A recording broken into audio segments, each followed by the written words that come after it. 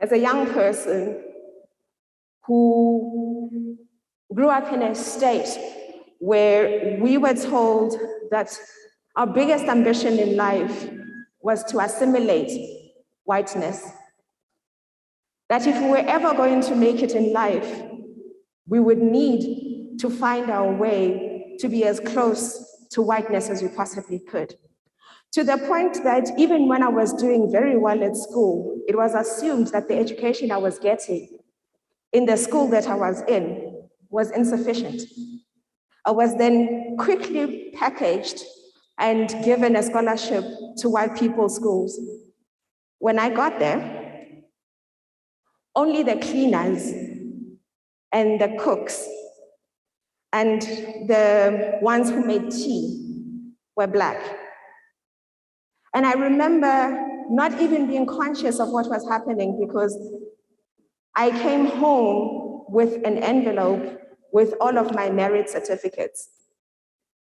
And I discovered that the night before there had been an award ceremony at school and I had not been invited. It was at that point that you realize that it doesn't matter how good you are, by merely being Black, you are not good enough. So that was the journey for me that leads to my being here. And I found that the more proximity I have to whiteness and the more I can mimic whiteness, the better it is that society seems to receive me.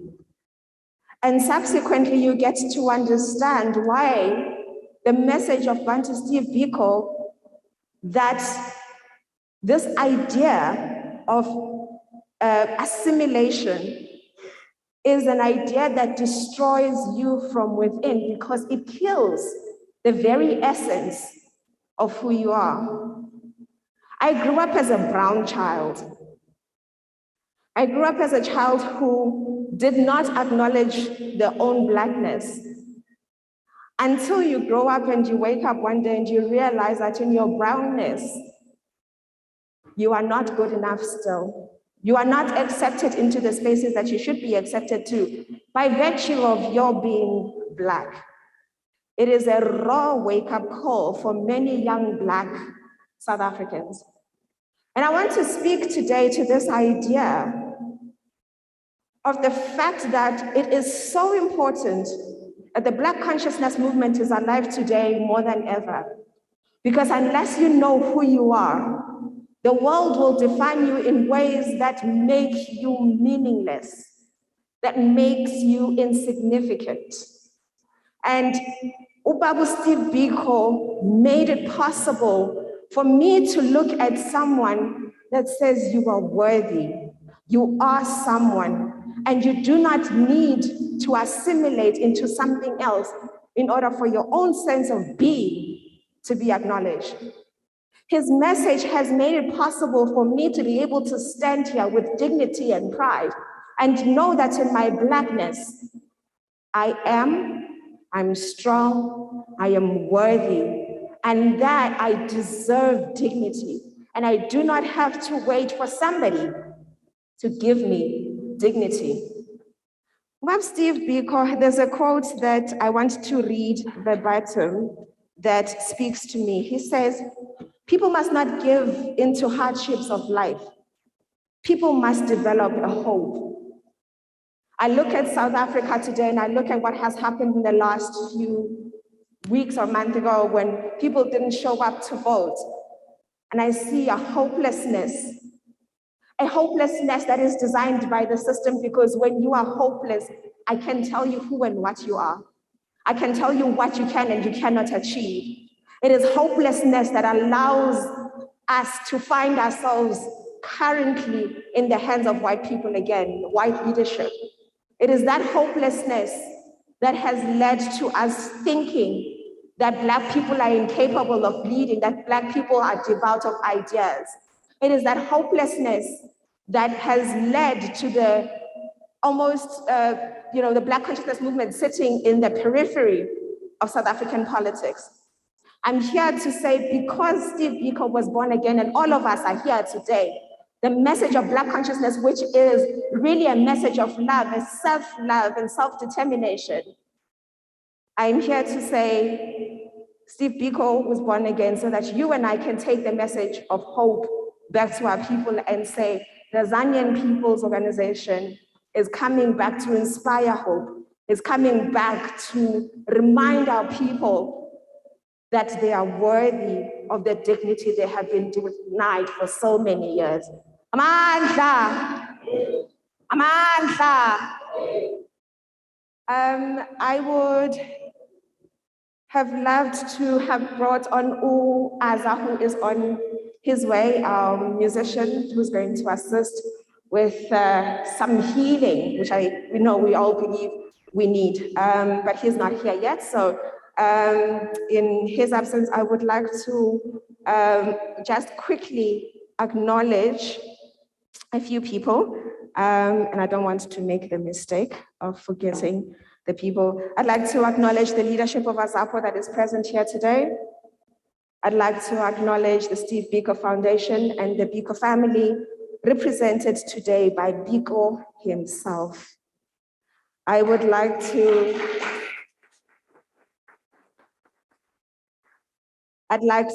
acknowledge the Pan-Africanist Congress of Tanzania, who is here with us today. I'd like to acknowledge members of the community. I'd like to acknowledge you. Thank you so much for making the time to be here today. I would like to also acknowledge members of the media who are joining us virtually in this program. AZAPO is finally at its rightful place. It commands the attention of South Africa, the attention of the media. Amandla! I'd like to call on our guest, Nkosinathi Biko, to give us a few words. Nkosinathi?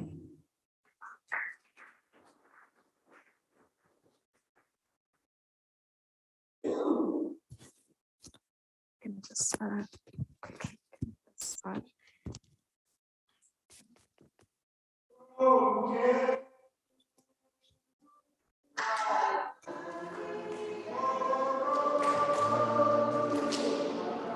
Azania, Azania, Azania, Azania, Azania, Azania, Azania, Azania, Azania,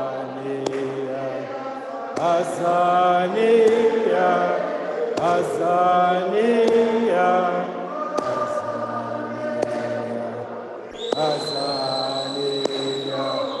Azania, Azania,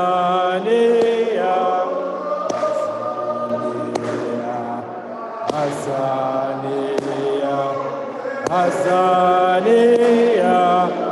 Azania.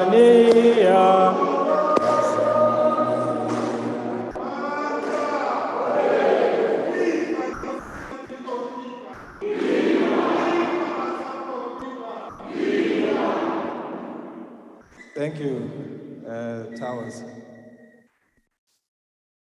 I am extremely delighted to have been invited to attend today. Earlier in the week, I received a call from the first tower to announce to me the outcome of the elective conference that took place on the 4th of December, as well as to invite me to participate in this event, as well as tomorrow's webinar. I said to him I wouldn't miss the cutting of the cake. I don't know if you know, there is a picture of the big tower floating about. It's somewhere during the time that he was a student at the University of Natal, and he's surrounded by friends. He's a lot leaner in that picture. It's before my mother did her did with him. So you will hardly identify him. He's a small boy. And he's leaning back, and in his hand he has this cake. And it was a birthday. And now the tower had a couple of gifts. And one of them was the ability to enjoy a moment. And that moment happened to be his birthday.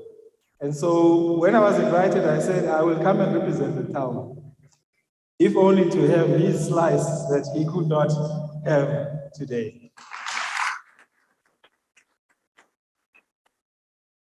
There is something perhaps significant about the fact that AZAPO is celebrating Steve Biko's birthday.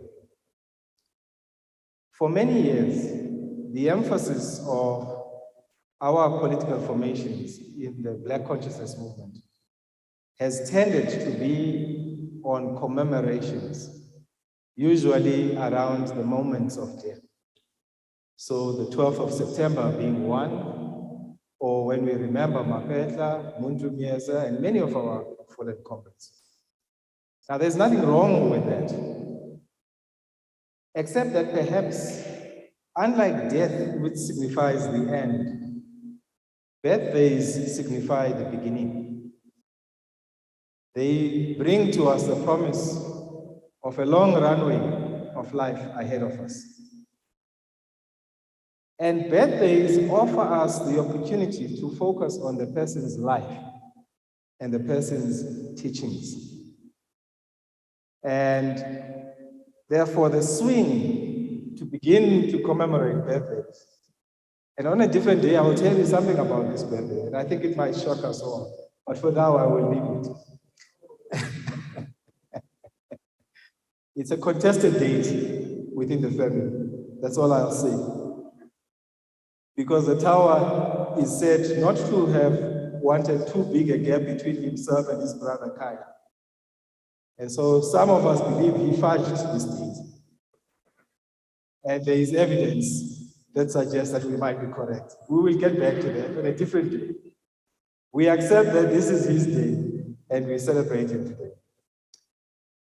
I have been asked to speak at the webinar tomorrow. And I really thought today was going to be about the president, as it should be. He is the speaker today. We want to hear from him. So if I am scammed, please forgive me. It's only because I don't want to bore you with the details today and then again tomorrow, where I have been given ample opportunity.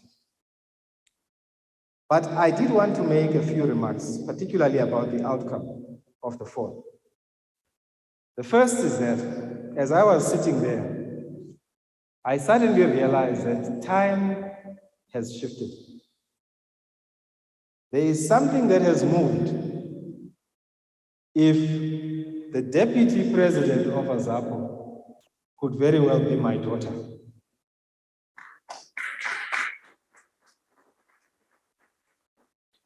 And this is the last time I will say it, and I'm saying it in the most positive way possible. Because I myself struggled about this notion of being somebody's son. And I used to say, but I'm 20 years older than this tower. I've got gray hair that he has never had. I actually came to relax on that matter when I attended an event in Jamaica. And I attended this event with Dr. Julian Garvey, who is the son. And I was expecting a youngish fellow, more like the president. And when he rocked up, he was defined as Marcus Garvey's son, and I saw in him an 82-year-old man. I gave up then on this notion of ever stopping being somebody's son. But we must celebrate the fact that we are seeing young leadership. The deputy president, the president himself, towers like my tower here, and this new cohort of young people that have moved into positions of office within AZAPO. I used to tease because I have had the opportunity to work with all of the presidents of AZAPO. In fact, I even had the opportunity to work with presidents of the Black People's Convention, such as Tlaku Rashid. And I used to tease them that whenever I see them in a meeting, it's like I'm walking into a museum of the Black consciousness movement. I think that moment has now come and gone. Why we should celebrate the election of a young leadership is because there is an obvious disconnect between the organization and the electorate that we repeatedly go out to convince about the message of Black consciousness. If we are frank with ourselves, we see it in the outcomes. I will get a little more into that tomorrow about some of the observations in that space. But I do believe that the young leadership that has been recently appointed has a more nuanced appreciation and a more nuanced language to translate the issues at the fore of the minds of the electorate into programs for AZAPO. And so, given that the theme is about rebirth and being born again, I hope that as we celebrate Steve Biko's birthday today, AZAPO also is beginning a moment of rebirth, because the country needs you. What is most evident, the country needs you. I was reading a newspaper only last week, one of the main newspapers, front page, and the young journalists, and I mean no disrespect to him or her, but the young journalist, without twitching, it would seem a muscle of the face, suddenly describes Black people as non-whites in the context of the story. And I said to myself as I read this, something is amiss about how we are lending this message of Black consciousness. We are seeing the resurgence of not only the strong dichotomy of the liberal doctrine, but the emergence of conservatism that is suddenly again at the fore of providing solutions to transform our country. When we know that Steve Biko argued that those who are in power are not in the habit of handing over power, and they are quite comfortable in harvesting the produce of the status quo and retaining the status quo. So it is regressive that we are seeing our people step away from elections, and if they participate at all, seemingly being captured by the voice of the liberal doctrine we know will not transform this country. Someone said, the failure of Black politics is to focus on politics and not the things that matter. It's the economy, stupidity. It's the land, and it's the message of AZAPO and institutions like the PAC. I will talk again tomorrow.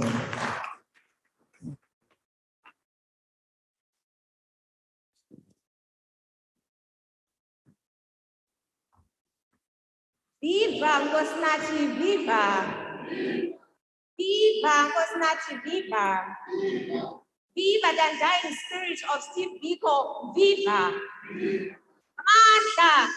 And it is why you don't sound convinced. It is so important that you know that South Africa needs you. South Africa needs your energy. South Africa needs the conscience that you have, the Black conscience that lives within you, so that we are able to spread it to all of South Africa, so that Black people are awakened. Their passion, their power is awakened. So Mangiti Amandla, I need you to say it with the vigor of understanding that you represent the people who need to go out into South Africa and reignite the spirit of Babu Biko. Amandla!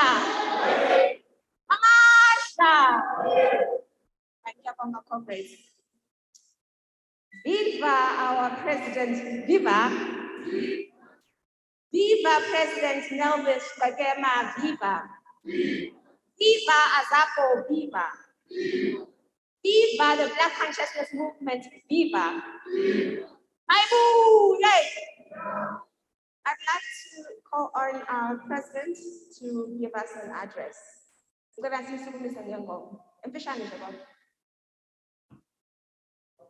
Yes, please.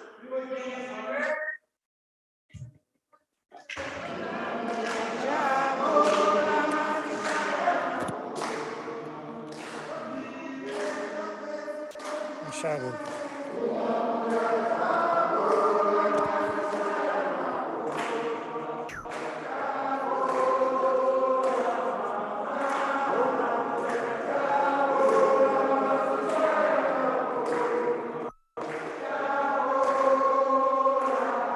Tanzania, one nation. Manda. Long live the spirit of Bantu Biko, long live. Long live the spirit of Bantu Biko, long live.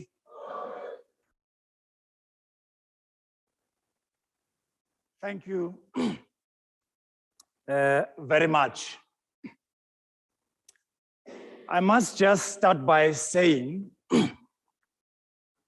that this is a special day. This is a spiritual day. It's even difficult to describe it. What makes it so special? What makes it so spiritual is the fact that somebody who was taken away from us, we are now celebrating his birthday. But what is strange about this day is the fact that we buried Comrade Biko more than 40 years ago. But today he is here to witness his own birthday. He is also here to speak at his own birthday. And then he is here in the form of his genes, and he is here in the form of his son, Comrade Nkosinathi Biko, sitting over there. Isn't that wonderful?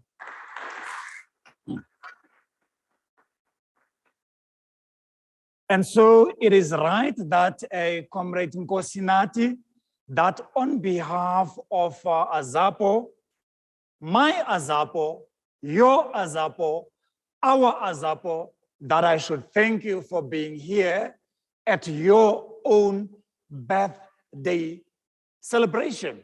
Because today, Comrade Nkosinathi, you are now 75 years old. Comrade Nkosinathi.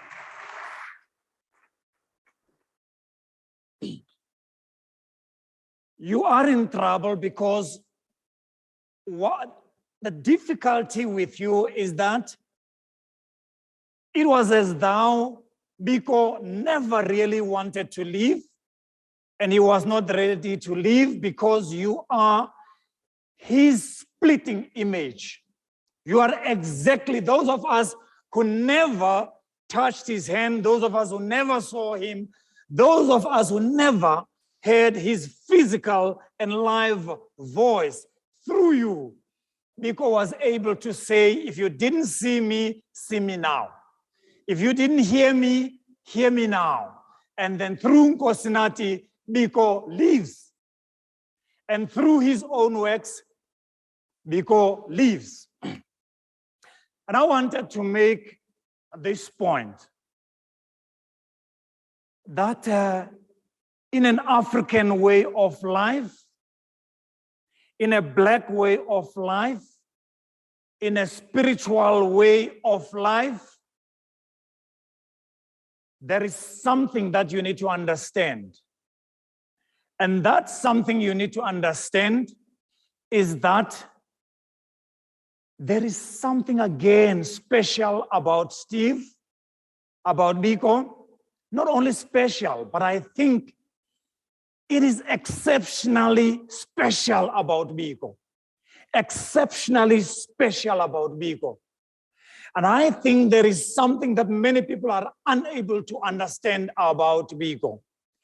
Here is a young man. Many people just don't understand and don't want to accept that Biko died at the age of 30. Only 30 years, 30 years. What does that mean when he dies at the age of 30 years?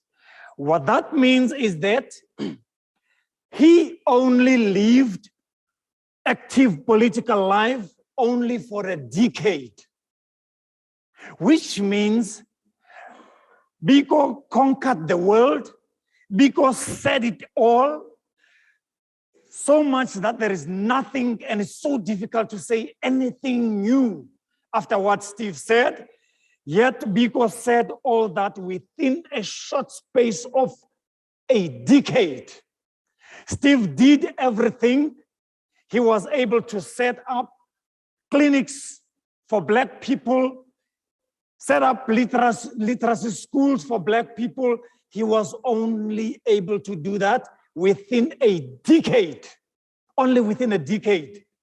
The writings that you read that today are seminal, that today are part of scholarship, that today define African and Black psychology, Black economics, Black anthropology, Black theology, about Black history and Black everything.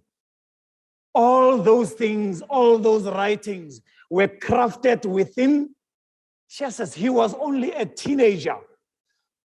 And then he stopped writing really when he was in his early 20s, Can you imagine how exceptionally special that is? That Biko is able to leave us a legacy, and legacy for posterity, yet he did not live for 100 years.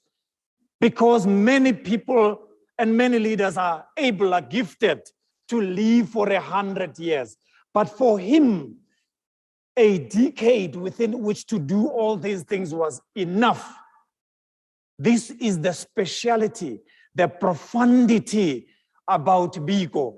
This is something we are unable to explain. And that is why some of us are saying, if Biko could say those things, did all those things within that short space of time, and marry within that short space of time, have children within that space of time, remember, he was also bent throughout that time. He was unable to move, he was unable to talk, he was unable to be quoted, he was unable to travel. He spent most of that time in prison, so he was not free during that time. Yet he was able to do all that. We then say,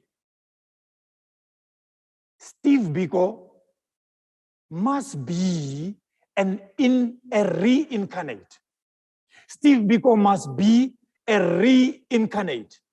What is a reincarnate? A reincarnate is a spirit that lived decades and decades of years ago, hundreds and hundreds of years ago, but that spirit decide that one day that spirit is going to come back, and that spirit is going to be reborn into a particular body. And that body was Biko himself. And so we say Biko was a reincarnate. So therefore, Biko must have lived. Biko must have been on this earth hundreds and hundreds of years ago. The body that we saw walking around and being active for only the shortest of decades, political decades, that body was here before, and that body was here, and that body shall ever be here for hundreds and hundreds and hundreds of years to come. That body will be with us. That is why in the Black consciousness movement, in AZAPO, we say, Biko lives, the spirit lives. But then, in all of his writings, there's something he says, he gives us a message. And he says in that message, Black people must reject all value systems, not some. He says all value systems that seeks to reduce them as a foreigner in a country of their birth. He says, reject all value systems that seek to reduce you into a foreigner in your country of birth. But he goes on and says that seek to undermine your human dignity. That's how he finishes this statement. And so, what do we learn from this? We take this statement and then we look around. What do we see? What do we see? Is it acceptable that in this country, when Steve Biko has given us this message, when now we are in a democracy 20 years after the time, when the president is Black, when the ministers are Black, when the governor of the Reserve Bank is Black, when the minister of finance is Black, when the councillors are Black, when everyone who is everywhere is Black, but we still see Black children and our children learning in mud schools and structures that are about to fall over them. Sometimes those young children of ours have to be taken out of those dilapidated mud structures because they're going to die there, and they have to be taken out and sit right in the sun, under the sun. Is it right that that is happening? Is it right that that is happening when their own parents are in charge of the country? Is that right? Is it right that in the schools of these children, about 327 of them are still using pit latrines? Is it right that that is happening? Is it right that this has to be reserved for Black people and Black people only? Maybe you could have tolerated it, but is it right that it is happening to your children, children of Black people, children who are the future of this country, children who are the future leaders of this country and this continent? Is it right that is happening to our children? What are we doing to our own? What are we doing to ourselves? What are we doing to the future of this country? Is it right that we subject them to that? Is it right that some of them are dying in their own waste? Some of them are even falling. Some of them are even drowning in human feces, their own feces. Is it right that Black people are not only killed by their enemies, but these days Black people are being killed and assassinated by their own human waste, by their own feces? Is it right that that is happening? Is it right that that is happening? Is it right that in this country of our forebears, this country, Azania, is it right that Black people are still living in Mikuku? Is it right that that is so? Is it right? What is that doing to our human dignity as a people that Biko warned us about? Is it right that is happening? Is it right that when all the other people are living in houses that are defined as houses, that We ourselves, when we have to build houses for our own people, we decide that we are not going to build houses for them. We are going to build shacks for them. Is it right that we do to our own human dignity? Is it right? You know, comrades, you can look at a place, you can look at any dwelling. Just by looking at that dwelling, you can tell who lives there. You can tell what lives there by just looking at a dwelling. If you see a kennel, you know that a dog lives there. Just by looking at the hawk. Just by looking at the hawk, you don't have to see the dog itself. If you just see the hawk, the kennel, you know that a dog lives here. If you see a stable, a manga, you don't have to see the horse. You know that a horse lives here. If you see a sty, you don't have to see the pig. You know just by seeing the mud, and that's just by seeing the dirty conditions and the sty itself, you know that a pig lives here. You know that. If you come to Azania and you see a shack, umkuku, ikyokyombe, who lives there? Do you have to be told? We all know that a human being lives there, and that human being is not white, because he can never be white. He or she can never be white, because white people are deemed to be human beings and black people are deemed to be subhumans. That is why we are seen and we see ourselves as worthy and deserving of living in Mikuku. That's the reason, nothing else. It is because we have been damaged. It is because we have been poisoned. It is because our minds, our everything has been destroyed. Our humanity has been destroyed by landlessness, colonialism, racism, and everything, such that we no longer respect ourselves, such that when we look at ourselves, we despise ourselves, because in ourselves, we don't see human beings. That is why it is easy for us, black people, to just kill another person, go and hijack a person. You don't end at hijacking a black person when you are a black person, but you end it by killing that person after taking their car. That's what happens.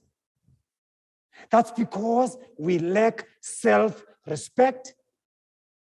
We lack self-esteem. Our value systems have been destroyed.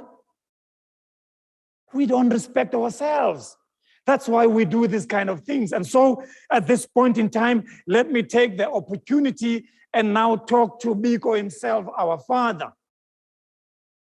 Biko, let me report to you that on the 4th of December, this year, just about 2 weeks ago, AZAPO, my AZAPO, your AZAPO, our AZAPO, did have a national congress, and we were given this mandate to re-lionize AZAPO, to take AZAPO to where, Biko, you used to take this movement, and turn AZAPO into an action-oriented organization, to an organization that will no longer talk, but will walk the talk.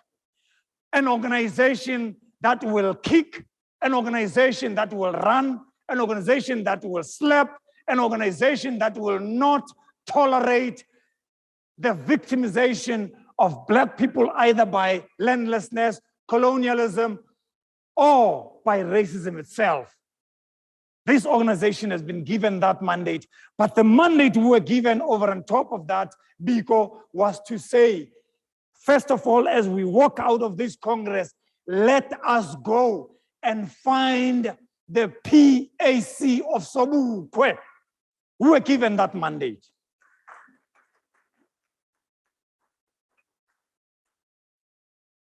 And immediately, it did not take us days. We went out and we found our PAC, because that PAC is ours.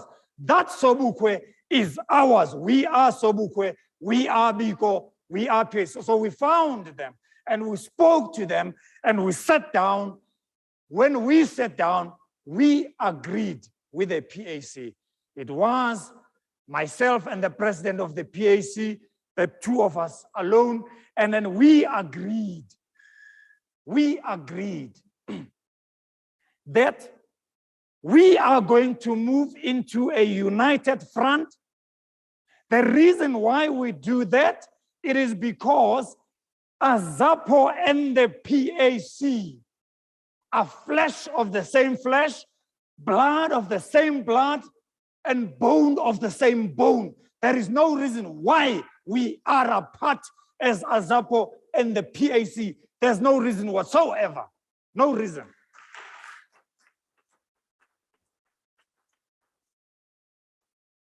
Because like I said, AZAPO and the PAC are two sides of the same coin. AZAPO and the PAC are two rooms of the same house, in the same yard, in the same country, Azania. So why are we apart? Why are we? Why are we? Why do we do that? But we said the difference with us and the PAC, when we look around, people get into coalitions. But when they get into coalitions, it is coalitions for positions. It is coalitions for salaries. It is coalitions for elections. It is coalitions for the leaders, but never coalitions for the membership and Black people in Azania.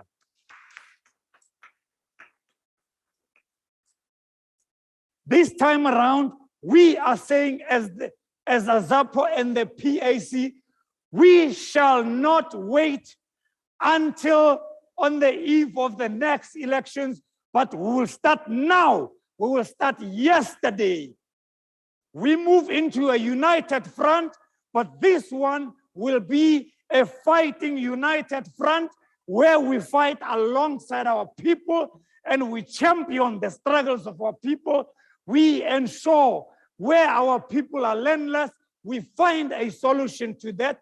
We don't wait for tomorrow. Where our people are thrown by racists into lion dens to be devoured, we shall be there as AZAPO and PAC to defend our people.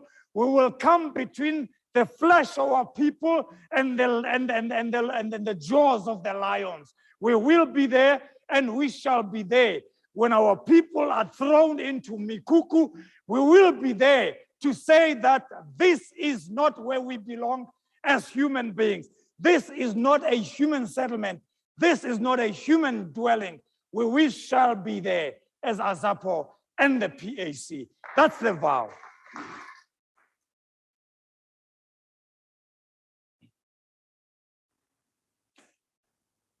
As we do that, and as we say that, we have just seen not so long ago, I think it was about 2 or 3 weeks ago, and all of you were watching. The people in parliament were there. They were wearing their suits and ties. They did look good. What was the discussion? The discussion was about land. And then they went to vote for land. So they were there, given a mandate by the people, but they were there to vote whether the land is ours or is not ours. And they did that after 27 years in power and after 27 years in democracy. But after 27 years in democracy, there they were in parliament, still voting whether is this our country or not, is this our land or not, by show of hands, but not even by a show of hands, by a secret vote, because some of them don't want to be seen. And as AZAPO, we were watching and we're saying, oh my goodness, is that how it works? 27 years, we give you a mandate and a clear mandate. We say to you, bring back this land, return this land to its rightful owner. And then after 27 years, what do? You spend millions and millions of rands. What do? You go around the country. What do? You call people to come and assemble, and then you say to them, let them come. You want to hear, do they want the country or not? What do? After 27 years, you are given the mandate. You still go back to them. We want to know, must we bring back the country or not? What do we do? Can you go? Can you talk? Isn't that strange? After 27 years. But didn't our indigenous leaders, our kings and queens, die in this country because of what? Land.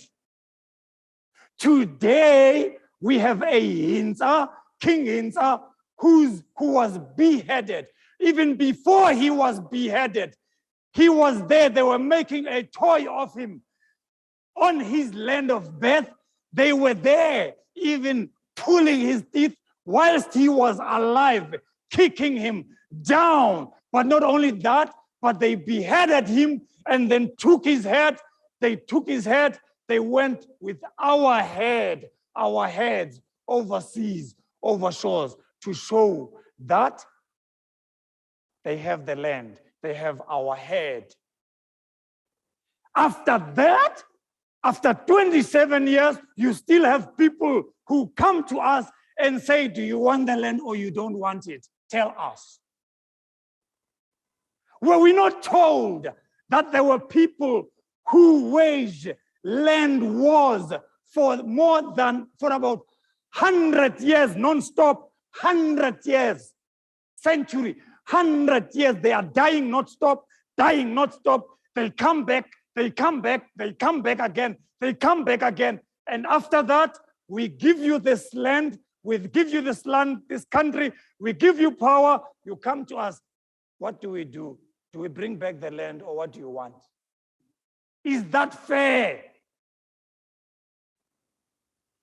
Didn't Limbede, didn't Sobukwe, didn't Biko die because of the land? What do you think they died for? What do you think they died for? What do you think they died for? Do you think they died for us to swim in the beaches with white people? Is that what you think? Do you think they died because we want to get into the same toilets with white people? Is that what you think? Don't you know that before you get into the loo, you have to eat first? Didn't you know that? Do we have the food? About 30 and upward of 33 million people in this country are poor. In fact, I can tell you, it's more than that. It's only that they are using the United Nations standards. You leave $1, whatever. You know, it's more than that. But let's take the 33 million of 60 million people. 33 million people, we are told, and we don't accept the figure, We think it is more, but we are told 33 million. But what they don't tell you is that that 33 million are black people. Black people. We are told by the South African Center for Inequality Studies that the wealth of this country, 86% of the wealth of this country is owned by 10%.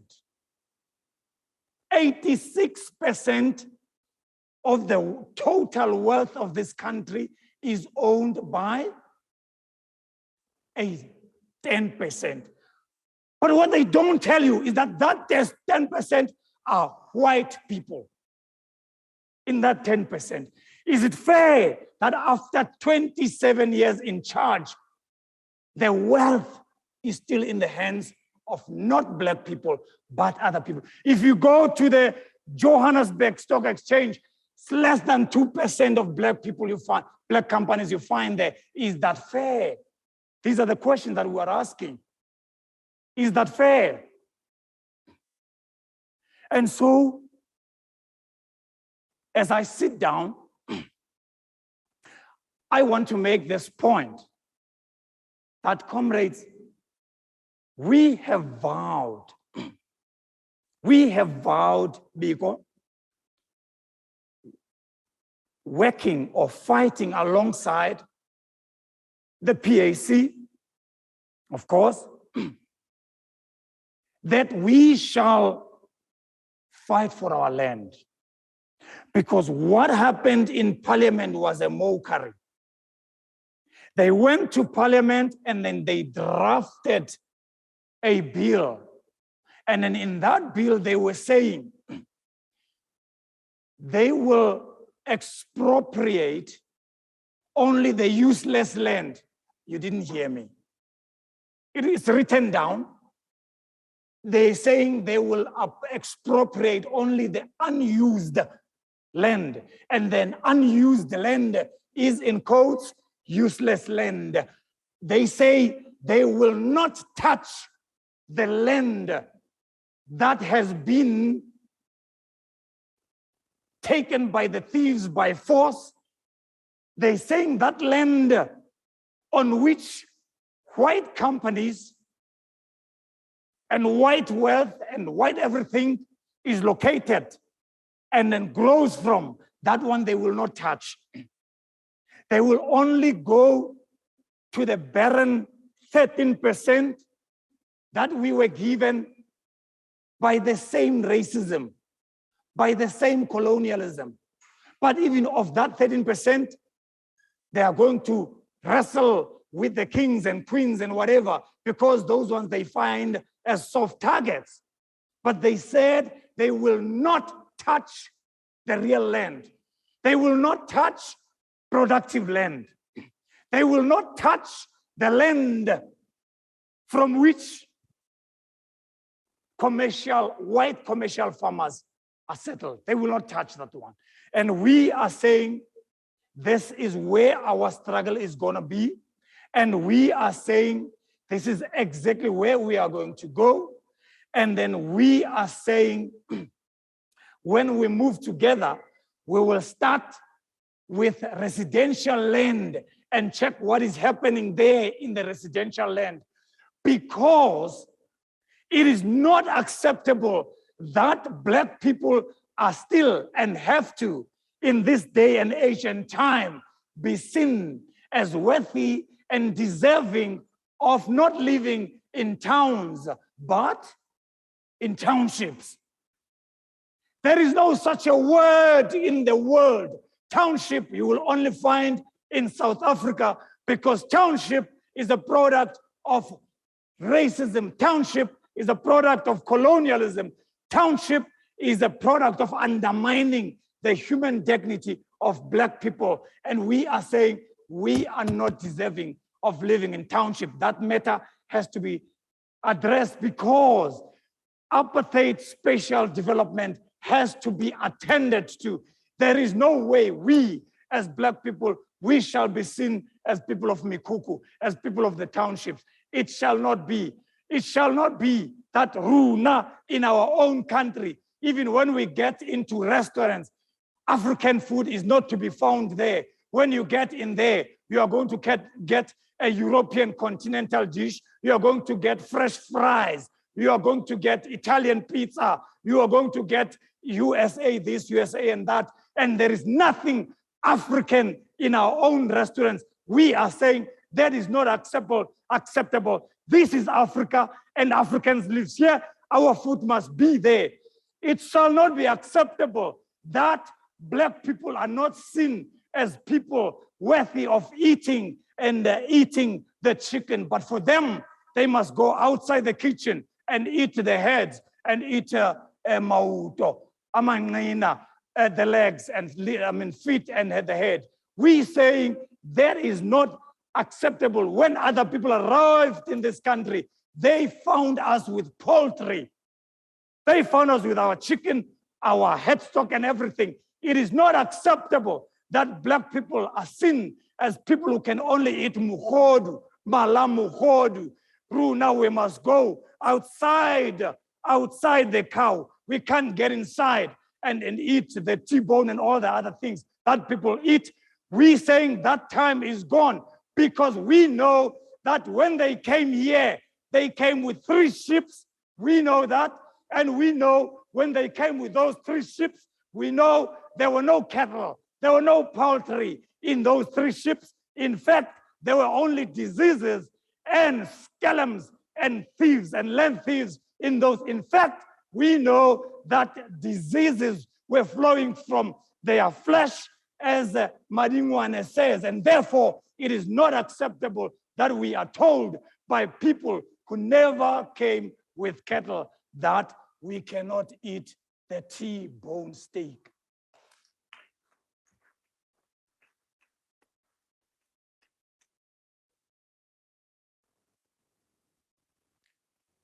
Biko is born again. Biko is born again. You can only be born again if you are living. You can't be born again if you are not living. Biko is born again. If Biko is born again, AZAPO is born again. Amanda!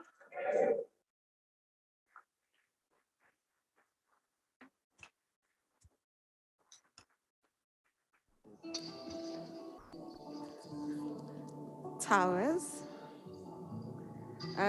We are just quickly setting up for the second session of the event with Oaza, who's quickly just doing a sound check, and we will be coming back live for the next session of the program with Oaza, who's just almost done with the setup.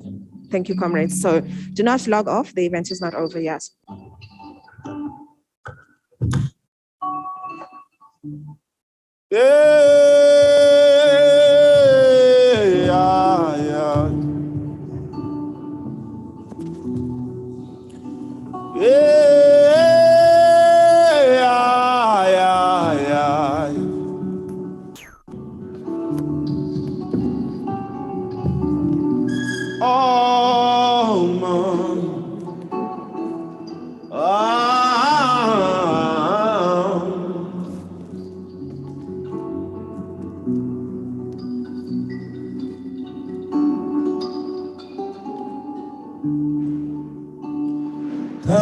Tafadhali mwanangu,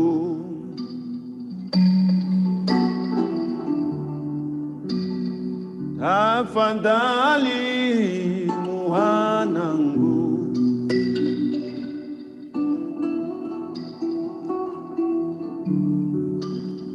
Afrika itakuwa uhuru.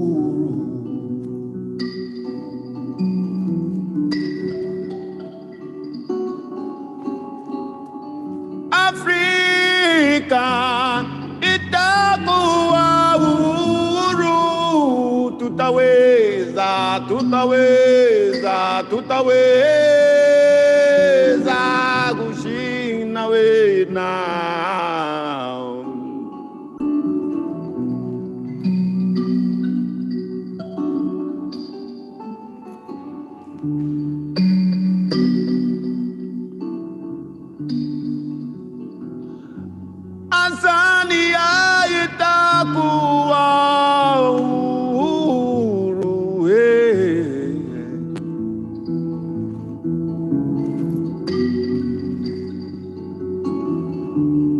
Somalia itakuwa urue le Botswana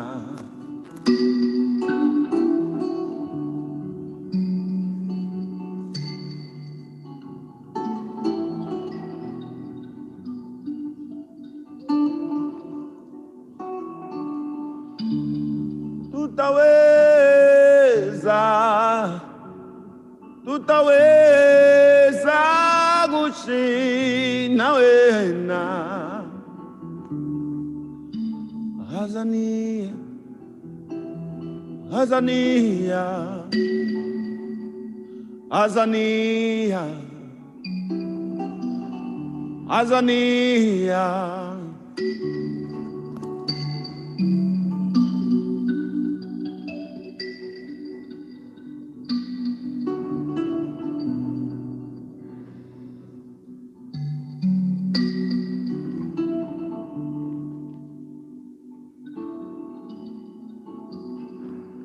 Moya gati dan kimati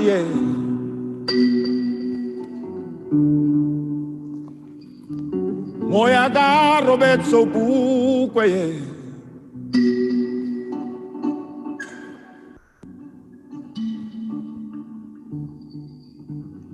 Moya ga Bantu Biko Moya ga Bantu Biko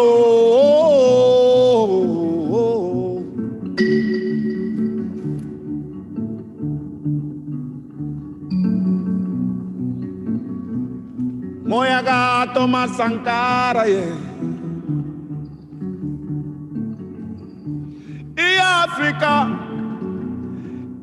Africa itakuwa urue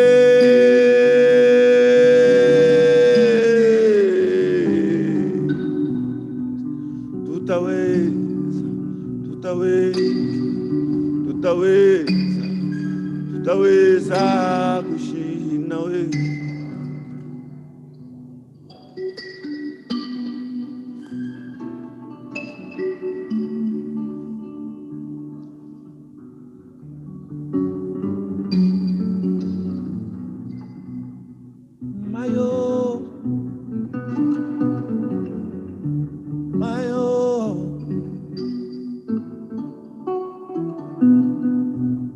Mayo Azania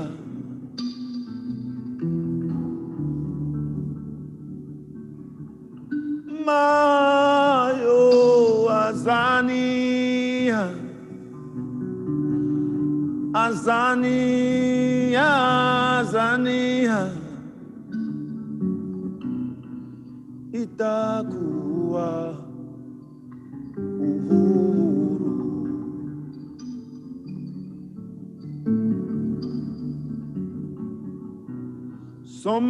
Somalia Nigeria Azania itakuwa uhuru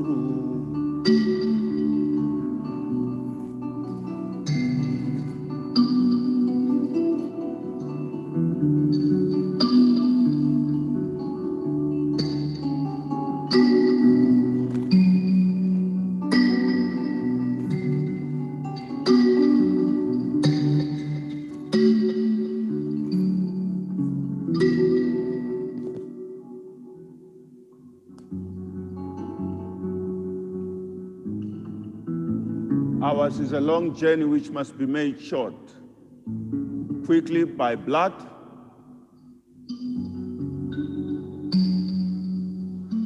or by reason.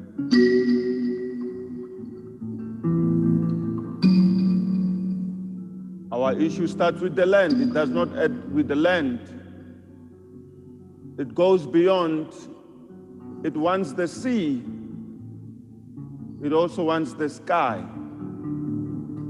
what is known as airspace. Ours is a long journey, which must be made short by blood or by resin.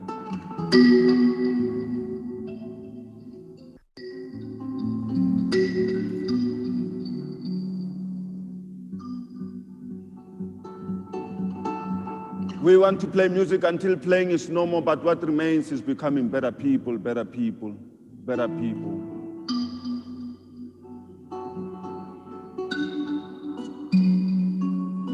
Behold, the instruments of our liberation.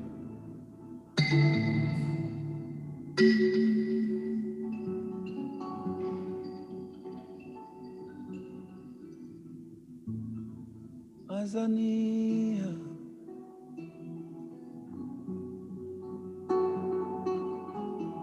Azania, Azania, itakuwa uhuru.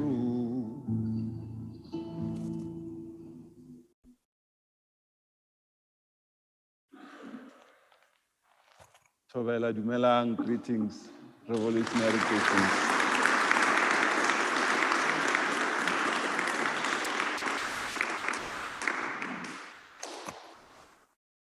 It's always an honor to speak to the agents of our existence as the Black masses. And as musicians, we are fighting on the other end, where perhaps words might not reach. And we have been fighting for quite some time. We thank the memory of Biko that will continue to live in us. We are suffering from collective amnesia as Africans and as Black people. We have forgotten who we once were. And that is why we are constantly negotiating what we are. We've been relegated and trivialized because we lack memory. In our generic memory bank lies evidence that we have been and we created and epitomized greatness. We come from a beautiful people. We come from a beautiful people. We come from a beautiful people. We come from a beautiful people. We created the stars. We come from a beautiful people. We come from a beautiful people. We come from the sun. We come from a beautiful people. We come from a beautiful people. We will rise with the moon.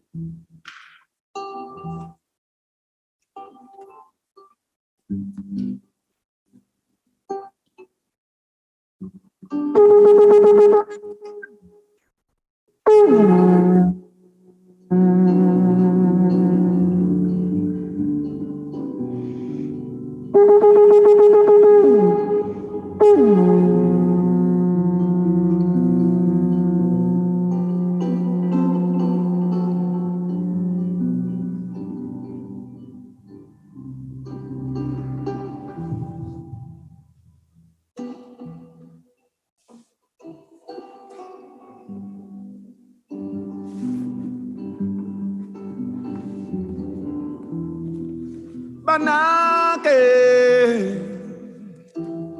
banake,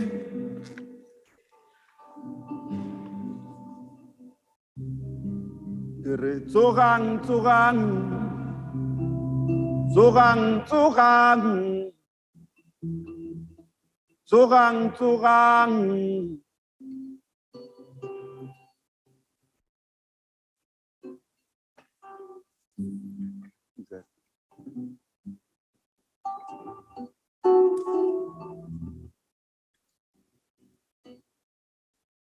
Banake, banake, banake. Banake, banake. Tsogang, tsogang, tsogang, tsogang.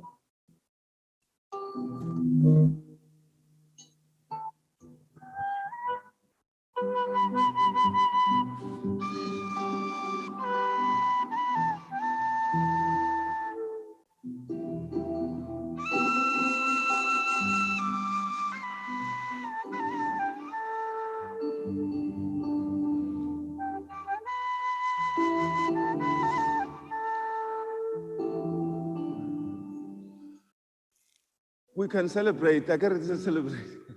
It's a celebration.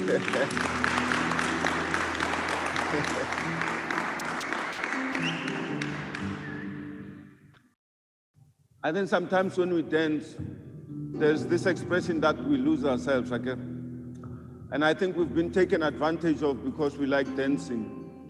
Everyone comes from everywhere, and when they want somebody to dance like a monkey, they call on a black-bodied somebody. And we've been dancing for so many years that in the dancing we forgot to think. Now is the time for us to think and remember. We come from a beautiful people. We come from a beautiful people. We come from mothers with big behinds and big breasts who spoke to stars. We come from a beautiful people.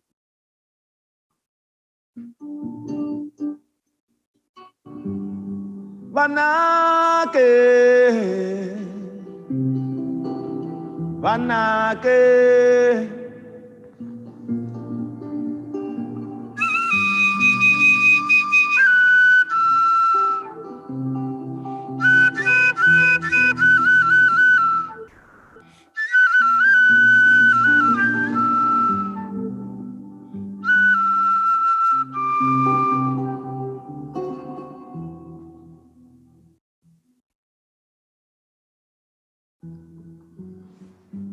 Beyond the eye of the oppressed, we can't always think of ourselves as people who ought to be defined by pain and misery. We cannot always define ourselves from within a white encounter. Before the white man came, we were rulers, we were kings, we were landowners, we were God.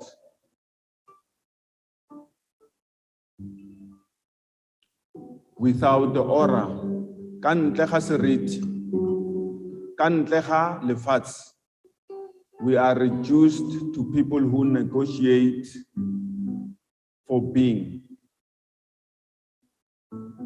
Re a nyatsega bjale ka batho ba ba senang botho. That is why when we talk to one another, we say morning we get a mood, because we have forgotten how to be God. There is an absence of a blood God. Without the black God that is land-based, the black masses will run amok. We need to find the black God, and we need to conquer the world. Because nothing is given for free.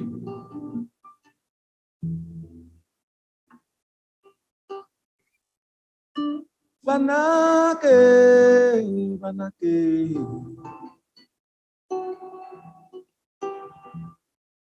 Tsogang, tsogang. Tsogang, tsogang. Riama punguwe. Vanake. Vanake.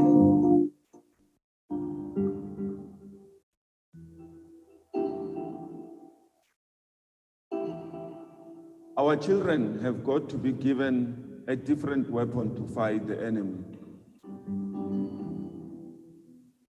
The body does not remain young forever.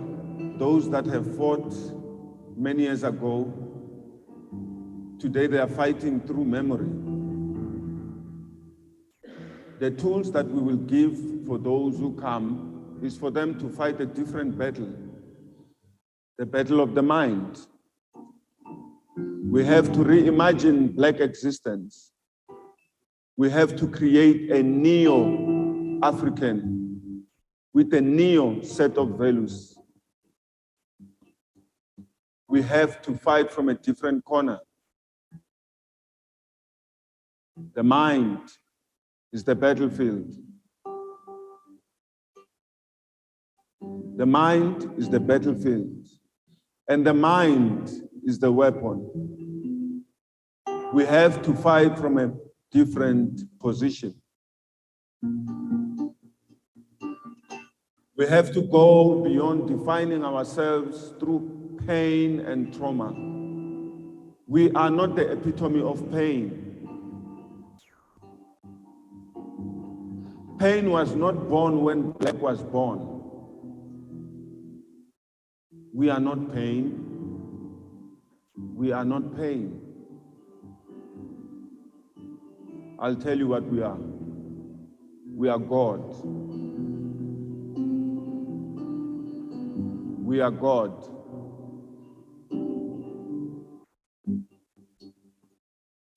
Vanake, vanake, vanake, vanake.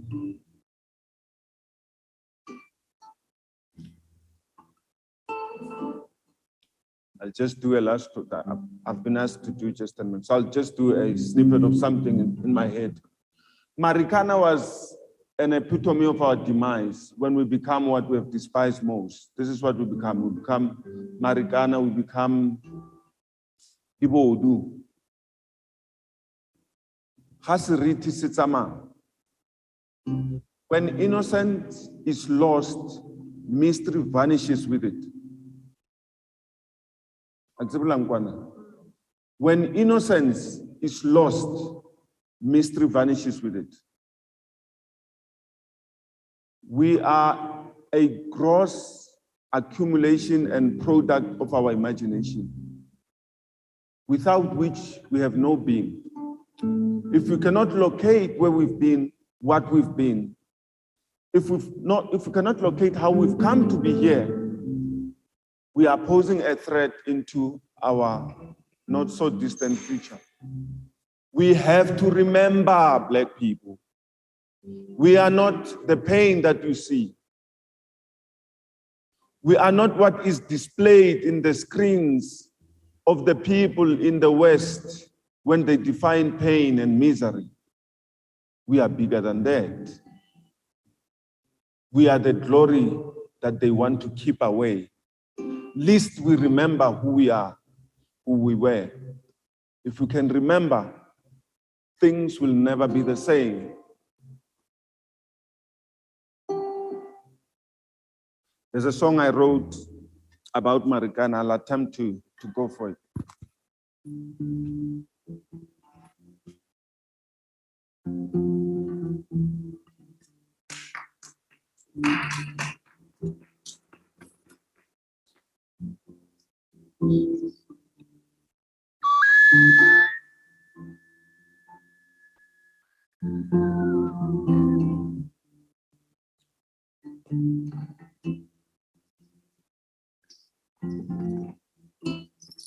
Who do it on a Sao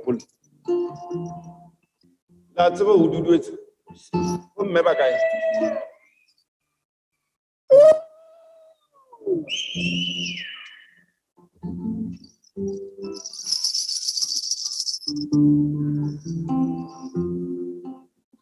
Ay, ay, ay, ay, ay, ay, ay.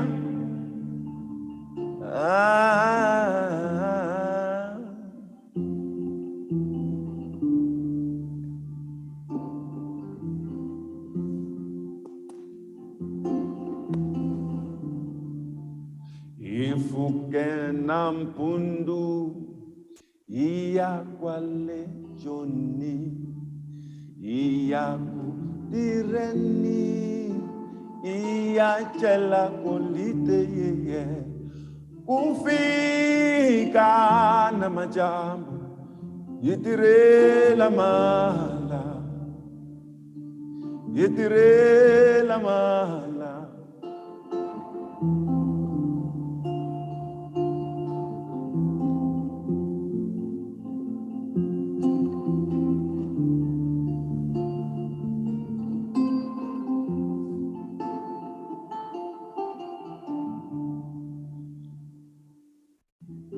Yende yini no vante malam sabeni.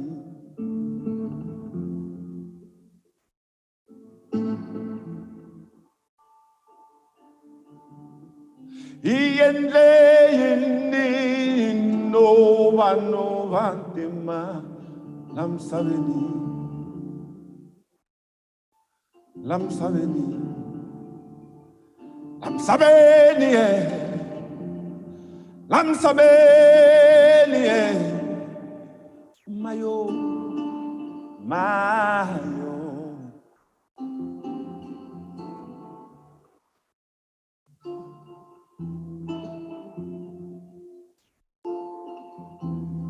Marikana ye, Marikana ye, Marikana ye, vano vaino valubile.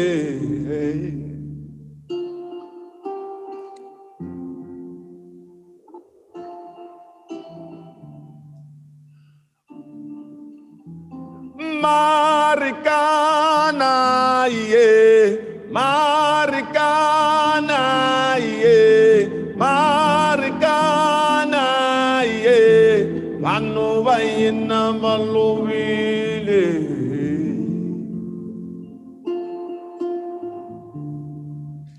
Manano, manano, manano.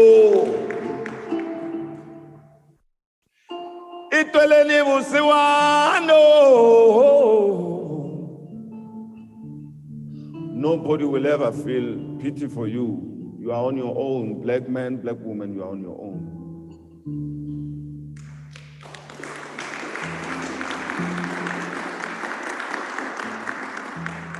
Who cares for our children? Who cares for our children when they are scattered all over Sunnyside, Hillbrook pavements? Who cares for our children? Who cares for our children when they are scattered all over Hillbrook and Sunnyside pavements? Who teaches them moral confinement? Who cares for them when their fathers are gone on migrant labor contracts? Who cares for our children?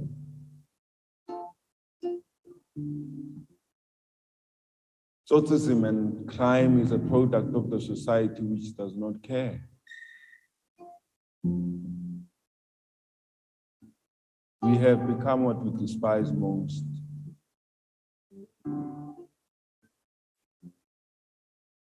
We have to be better people.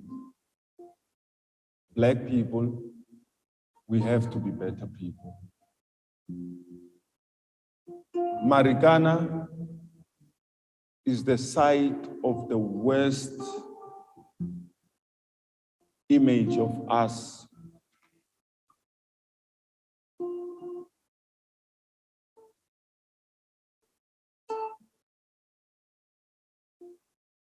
Yalebo.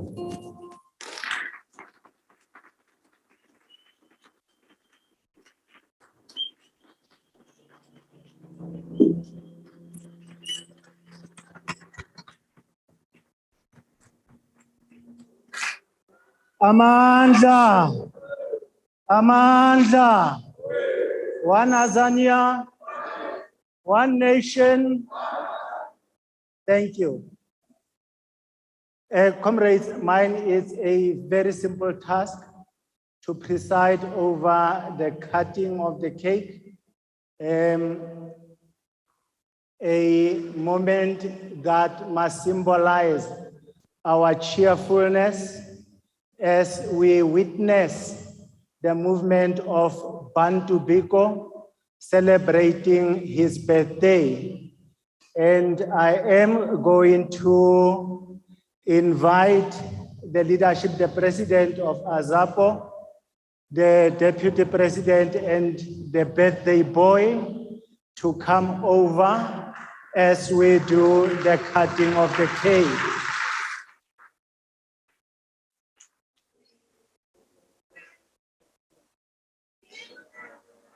We will give the knife to Comrade Nkosinathi, and the president will support the hand as the cake is being cut.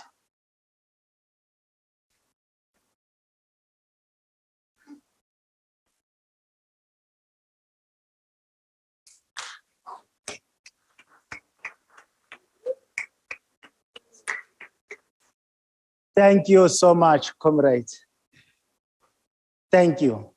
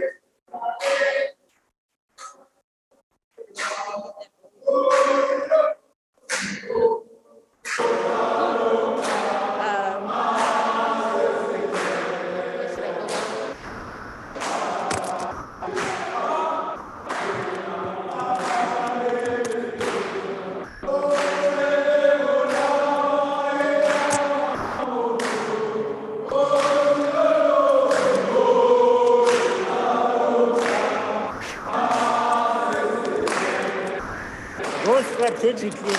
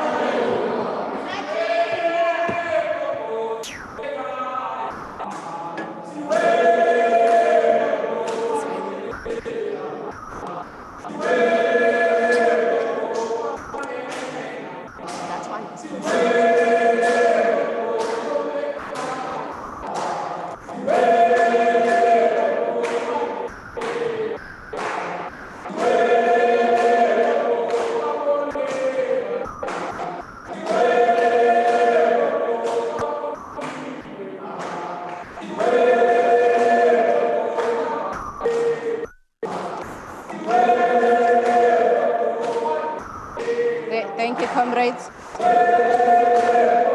Thank you, comrades.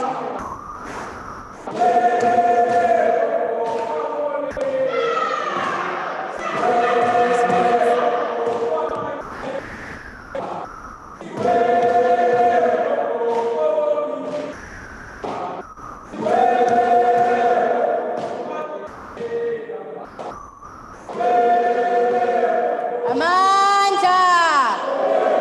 Amandla! One Azania! Long live the undying spirit of Steve, long live! Thank you, comrades. I think mine is very short, and before I start, let me just say, Masicama Kusheni, Koqhamela, Onokwindla, Otyopo, Omgcina, Abazala, Umntu esize ngaye namhlanje. I think it would be remiss of me not to acknowledge the spiritual presence of Biko here with us today.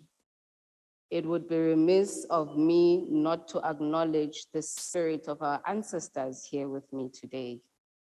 I think, Nani, you can feel the mood, you can feel the vibe, that today is different. It's not like any other event that you have attended. Amanyange, iminyanya, izinyanya, izihlwele, they are here with us today.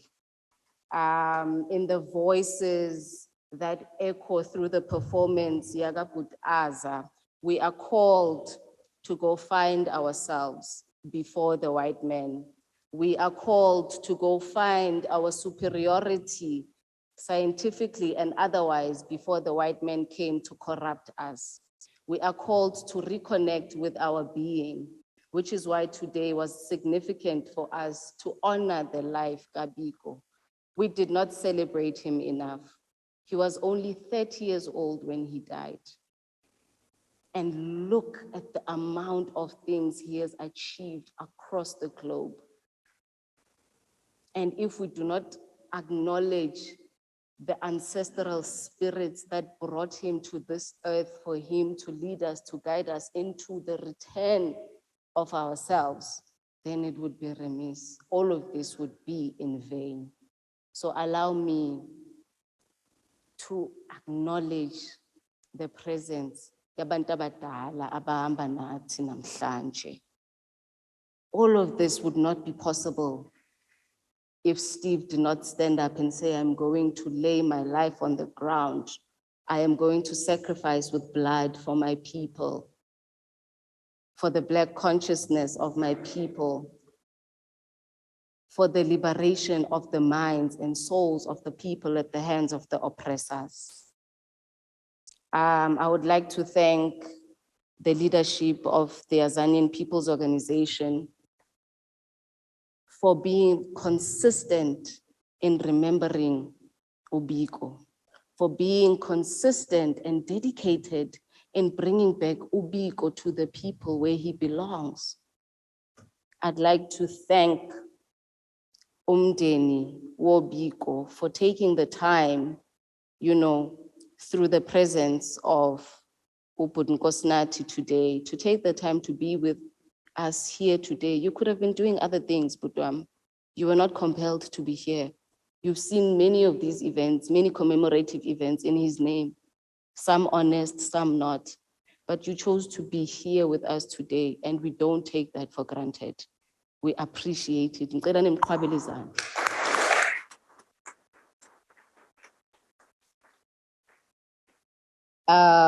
Comrade Deputy President, thank you. Thank you for holding this ceremony. Thank you for showing up for women. Thank you for showing up for young people. The time is now. Umoya Biko is here to tell us that young people must take the baton. Young people must lead the struggle. Mama must be at the forefront of the struggle for our liberation. I often say, when they say AZAPO is a former liberation movement, I say, no, it is not. We are a liberation movement because our people are not yet liberated.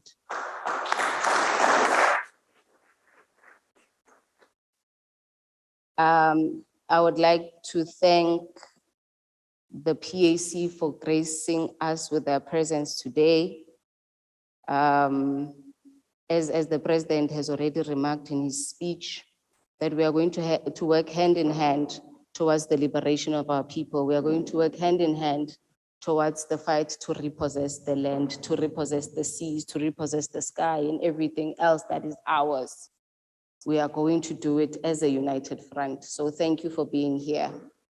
We would like to thank the media for being with us. They were on time. They logged on at 11. And for organizations like AZAPO that have never enjoyed media prominence, we must not take these things lightly. Nkosinathi has stated that South Africa needs AZAPO, and I think the media and civil organizations are seeing that. So AZAPO, stand up and take your rightful place in society. Sibulela wonke umuntu okhoyo today. Thank you, the band. Thank you to the band for coming and giving us a spiritually enchanting ritual performance. We need it. Our souls need it. We've been bruised and battered through this COVID-19. We need something spiritually uplifting. I also understand that there is a gift to be given to AZAPO. What I appreciate about this gesture is that people are recognizing that this lion, this giant of an organization is waking up, and everyone on their corners are coming to offer their contribution to this movement, because the liberation of Black people is dependent on all of our small contributions. So I understand Comrade Mish, if Comrade Gallens can come and just present the laptop. I understand it's a laptop to the organization. Perhaps just give it to the president. Hands.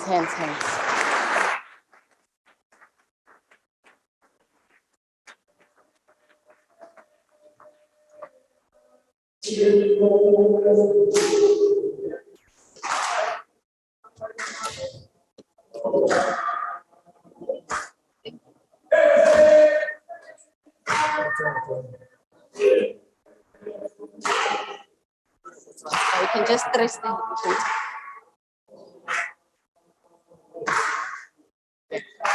You can just put it.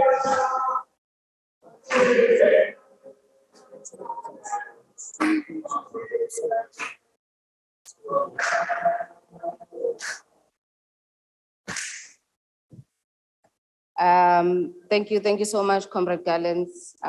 We really appreciate the gesture. Siyabulela Makwande. Without wasting time, let me thank all of you for coming. You have taken time to be here, and we don't take that for granted. We thank you to the people who are organizing this event. Sibulela, the people who have offered us this venue, please continue to open your doors for AZAPO. This is your AZAPO. We are grateful to the community of Orlando for being here. I hope I'm not leaving anyone out, but thank you, all of you. Let's work together and make this organization as big as it should be. Let's take the organization of the people back to Bantu. Amandla!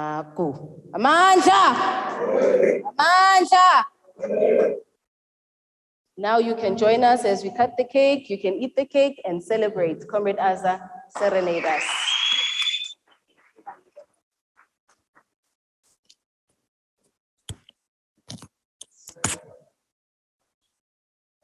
No, thank you so much. Hooray!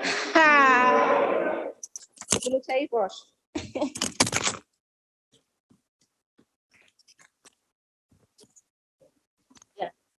Now, sing and enjoy the music and cut the cake.